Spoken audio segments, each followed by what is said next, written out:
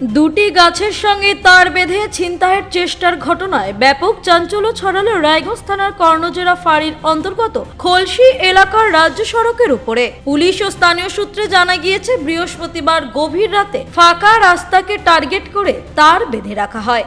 দ্রুত গতিতে আসা বাইক আরোহী ওই তারে বাধা পেয়ে ছিটকে পড়েন। তবে বড় কোনো দুর্ঘটনা না ঘটলেও তার চিৎকারে স্থানীয় বাসিন্দারা ছুটে আসে। চারজন দুষ্কৃতীর মধ্যে একজনকে ধরে ফেলে। এরপর শুরু হয় গণধোলায়। খবর যায় কর্ণজোড়া ফাঁড়িতে। পুলিশ অভিযুক্ত দুষ্কৃতীকে গ্রেপ্তার করে রায়গঞ্জ থানায় নিয়ে আসে। এরপর হাসপাতালে নিয়ে গিয়ে চিকিৎসা করানো হয়। এদিন অর্থাৎ শনিবার বিকেলে ধৃতকে রায়গঞ্জ মুখ্য বিচার বিভাগীয় ম্যাজিস্ট্রেট আদালতে তোলা হলে বিচারক শর্ত সাপেক্ষ জামিন দেন। পুলিশ সূত্রে জানা গিয়েছে, ধৃত দুষ্কৃতীর নাম মোহাম্মদ মইনুল, বয়স 20 বছর, বাড়ি রায়গঞ্জ থানার রামপুর গ্রাম পঞ্চায়েতের লহন্ডা সংলগ্ন গোয়ালপাড়া এলাকায়। ধৃতের বিরুদ্ধে ভারতীয় ন্যায় সংহিতা আইনের নির্দিষ্ট ধারায় মামলা রুজু করেছে পুলিশ।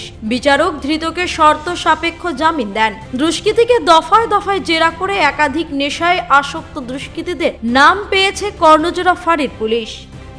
রায়গঞ্জ থেকে বিথিকা পালের রিপোর্ট, কুলিক নিউজ।